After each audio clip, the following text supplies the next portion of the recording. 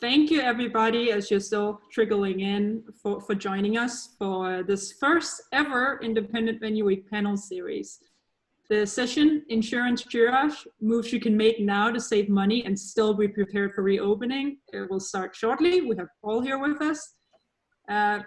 With over 140 participating venues in 80 cities across 33 states, this is the biggest edition of Independent Venue Week yet. It also seems more urgent and relevant than ever because we, as you guys are well aware, face loss of up to 90% of our independent venues in the US. That is why Independent Venue Week, and another first, is hosting an auction benefiting the NEVA Emergency Relief Fund to help those in most need. We at Marauder, the producers behind the American edition of Independent Venue Week, would like to take this opportunity to thank every single venue, artist, auction donor, helping make this year's event happen. Special thanks to our partners, one of whom you're about to meet, Eventbrite, Big Room, Ascend Insurance Brokerage, and School of Rock. We have here Paul with us from Ascend. I urge you guys to check out independentvenueweek.com for this week's full program and an overview of auction items. And without further ado, I welcome you to this session, Insurance Triage, Moves You Can Make Now to Save Money and Still Be Prepared for Reopening. And I hand it over to Paul.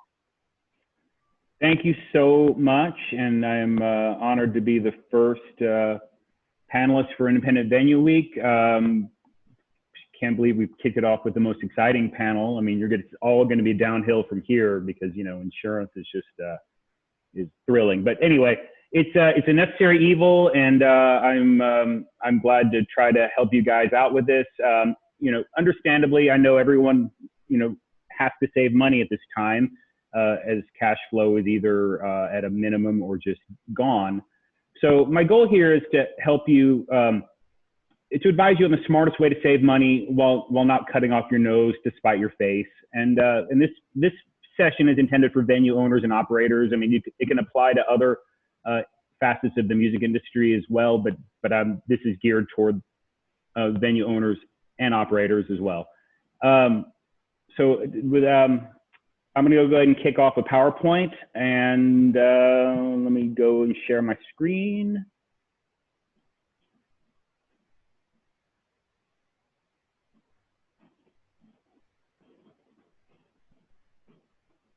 And hopefully this works. Okay, so Insurance Triage, this idea was given to me by my good friend and client, Joe Shanahan at Metro, because I was trying to figure out what can I possibly talk to people about during a pandemic. And he says, talk about what we've talked about. What can we do? What are the moves we can make to safely save money while still, you know, not being in a position to where when it's time to reopen, you're scrambling and going bananas trying to figure that out. So the first area where you can potentially save money is your umbrella.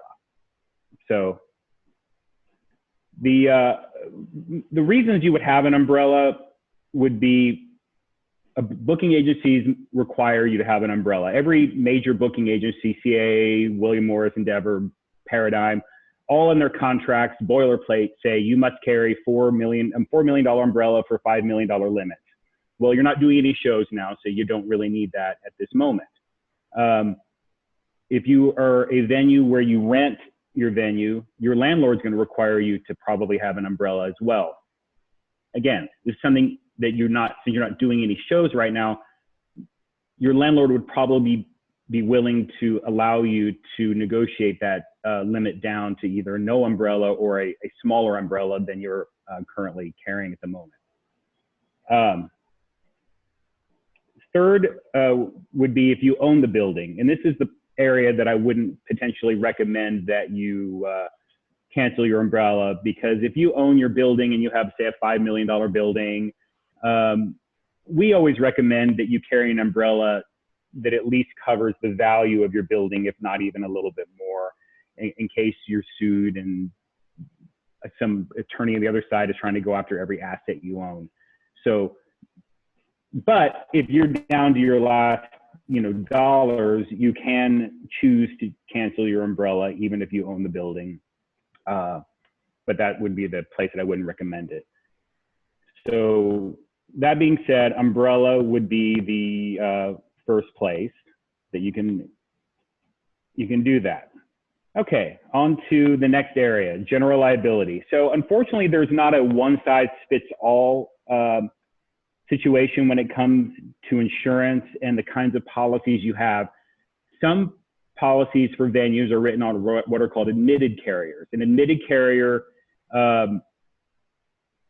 is typically a better policy. The carrier has to file their forms with the state and get approved by the state in order to become admitted, whereas a surplus lines carrier doesn't necessarily have to do that in order to write a policy in that state. Admitted policy would be for like a true venue, a venue that only does music, maybe a theater, a shed would more than likely be on an admitted carrier. Whereas a surplus lines carrier would be more for, like, let's say if you're a bar that you happen to have a stage where you have music a few times a week, but you're really more of a bar than you are a music venue. Or if you're one of the other venues I mentioned that you've had a bunch of claims, sometimes the admitted market won't accept you, and then you're stuck in the surplus lines market. Not that surplus lines is always bad, because there's certain lines of coverage that are always in surplus lines, such as event cancellation is always on a surplus lines policy. So you can do, surplus lines doesn't equal bad, it's just that when there's an option of admitted, you pick admitted. So, okay, so that being said, why does this matter? I hope you can see the whole PowerPoint, because this is being blocked over here by my picture. Hi, Paul. I'm just chiming in to say that everyone will be able to see it, and if everyone is, anyone is seeing like pictures blocking this, you can actually click the box with images in there and hit hide thumbnail video. But that's gonna only show up on each of your own screens. There's nothing we can do to control that. So everyone should be able to see everything, Paul. Great, thank you so much. I appreciate that. So how do you know if you have an admitted policy or a surplus line policy? Well, the easiest way is to just ask your agent, and they'll be able to tell you. If for some reason you don't want to ask your agent, or you haven't, or anything, you can look into your policy, and you'll see on the left-hand side, if you see what's called surplus lines tax calculation, then you have a surplus lines policy. If you don't have that, i.e. look at the right, this is an example of an admitted carrier, there will be no taxes collected. So admitted carriers are not subject to tax, which another good part of admitted carriers is you save a little bit of money by not having to pay the tax. So why is this important? Yeah, there's so many variables that it's hard to explain. And I'll be happy to answer questions after this for as long as you need. So that being said, oh, I went too far. Hold on.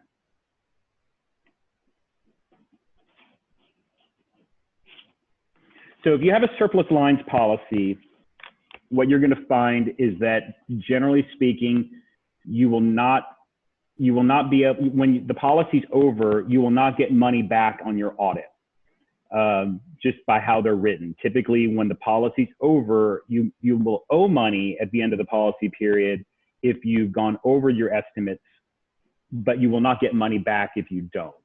Whereas on an admitted carrier, typically those policies are auditable both ways. So if you put the policy and you thought you're gonna do $1 million in liquor sales, but you did 200,000 in liquor sales, on an admitted carrier, you'll get back the premium you paid for that $800,000 piece. Whereas on the surplus lines policy, you wouldn't get that back. So that's why the strategy is different depending on what you have. If you have an admitted carrier, you can ask your carrier to do an adjustment midterm to try to save a little money on payments. But if that doesn't work, at least you'll know at the end of the policy period, whenever that is, when you turn in your audit numbers, you will get money back. So again, if you estimated 3 million in sales, you did 1 million in sales, you'll get back the premium for that 2 million on the general liability side. So with admitted, I would generally say you stay the course, keep going. and then just expect money back. If you're, desperate for money and you have to get your money back now, there's options you can take. But if you leave an admitted carrier, there's no guarantee they're going to rewrite you when it's time to reopen. So admitted, stay the course. Surplus, you have potential options here. So with the surplus lines policy, you definitely want to push for a midterm endorsement, because again, if you thought you were going to do $1 million in sales and you're targeting 200,000, see if they will change that for you. If they won't do any adjustments, then at that point you may want to cancel the policy and then rewrite that policy as a either a vacant building policy, which is the cheapest way to go. But with a vacant building policy, that means you can't do any events at all, because the intention is because the building is vacant. But there's other options on a surplus lines policy, that if you're, let's say you have a venue and you're just doing a online streaming show, you can get a policy that would contemplate that, and you could still save a bunch of money, because you're not going to need, you're not going to base it on the full revenue for a typical year. You're going to base it on the adjusted revenue that you have now during Corona.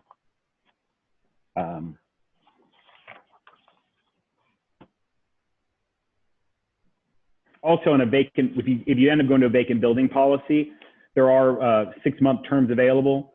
So I would go that route versus a year, because, while my magic 8 ball is a little fuzzy right now, I think we'll be back in the next 6 months. I have to think that, because I have to be an optimist, because it's just how I am. So back to the admitted carrier again. If you have to have money today and your carrier is not playing ball with you, you can always cancel that policy and put in what I call the nuclear option, which is the vacant building policy, because those are generally much cheaper. So there's your general liability. The next area you can save money is on naturally on workers' compensation. So when you put your policy in place, you estimated, I'm sure, a larger, more robust payroll than you're going to end up having. So I would go to your agent and say, can we adjust? I think we're only going to do a quarter of what we thought we would do. Can we make that adjustment now so I can have a little money back? If that doesn't work, again, even if you have a surplus lines policy on general liability, workers' compensation is auditable both ways. So at the end of the policy period for your workers' comp policy, you will get money back for the overestimate of your policy.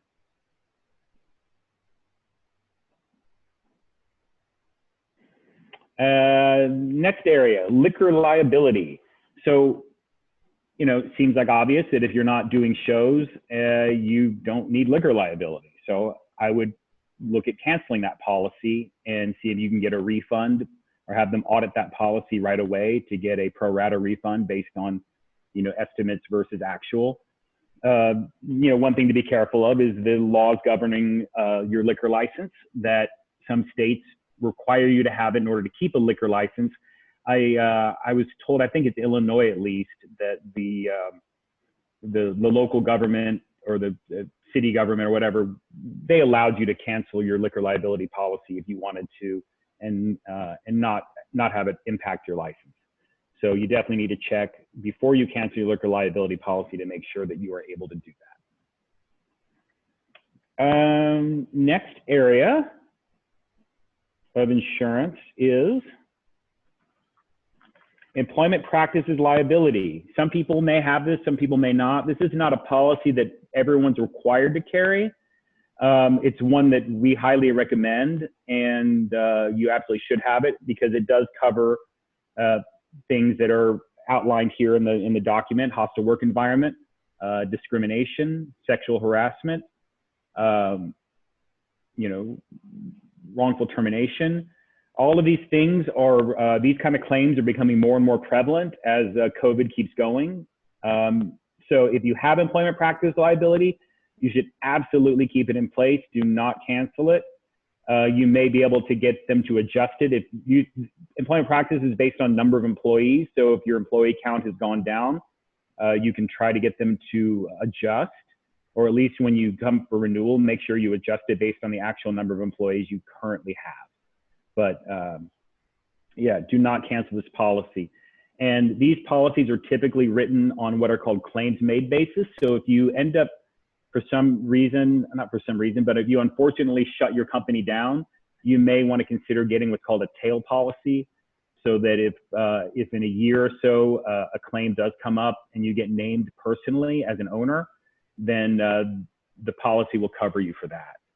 So employment practice is very important in this day and age, and do not cancel that. And then there's the property insurance, another place that you should keep this in place, especially if you own the building. You definitely don't want that to lapse, without any doubt.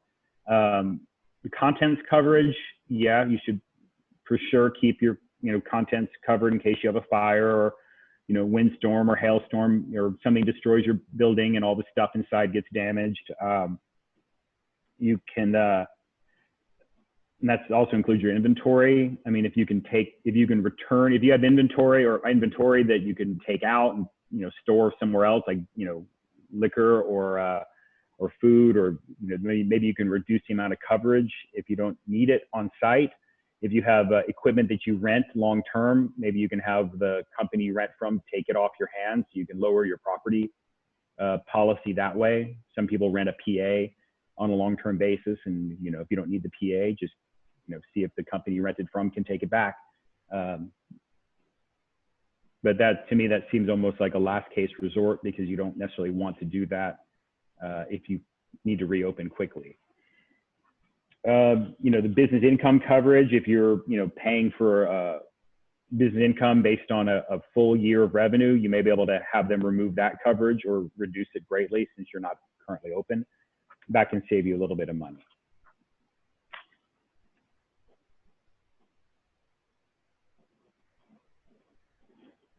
So, canceling versus staying the course. What's going to happen, unfortunately, or fortunately, however you look at it, when it is time to reopen, when COVID is over, or when we have it under enough control where you can open, there will be a massive flood of people who have canceled their policy or altered their policy to the point where they have to have one rewritten. That it's going to take a long time to get that policy put in place. So I've been recommending that you keep your policy in place as long as you can, because when it is time to reopen, it's going to take a long time to get that done. No matter who you're with, no matter what broker you're with, there's going to be a mad rush to the marketplace to get coverage either altered or put back in place. So try not to cancel. Try to keep your policy in place as long as you can. But however, there are the instances with the surplus lines carriers where you're probably better off altering it temporarily. But just know that you're going to need to give your agent a long warning period to be able to put it back in place once you are closed. So that's basically the gist of that coverage. There's one other area that I wanted to touch on, is that if you're doing events at your venue, say in the parking lot or next door or something like that outside, and I wanted to put it in my presentation. I just don't have it in front of it. It didn't get in there, but there's a form on a lot of policies, typically on the surplus lines policies, but sometimes on the admitted ones, called a designated premises limitation endorsement. That form will limit coverage to your building and your premises only. So if you're doing things off-site, if you're doing events off-site, if you're providing catering off-site because you have a liquor license, you have to make sure that you do not have a premises limitation endorsement on your policy. And if you do, make sure your agent makes the change or puts an endorsement on there that you're able to do the off-site event, or put something in the parking lot next door, or put something in the parking lot across the street, or wherever you do it. You have to make sure your coverage can be extended, or else you will not have coverage for any claims that occur while doing that event off-site. So that being said, I know it not a long presentation, but there aren't a ton of options in this area, but I'm more than happy to answer questions if anyone has any. And if not,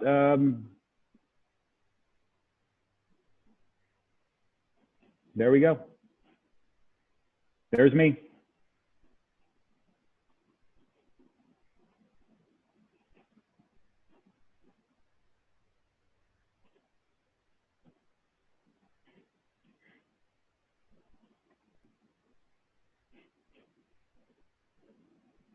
I'm reading the chat questions.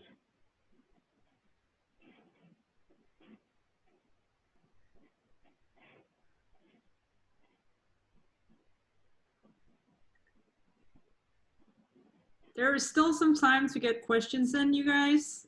And if not, definitely more than happy to, if you guys think of something after the fact, just send me a note. Oh, here we go. We have something here. Paul, upon reopening, do you foresee discounts available if certain PPE and operations protocols are met? Hang on a second. I'm trying to find the.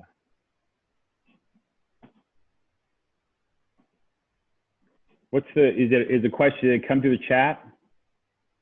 Yeah, you can see it in the chat. Lisa White is asking. Yeah, hi, Lisa. No, I don't foresee that necessarily.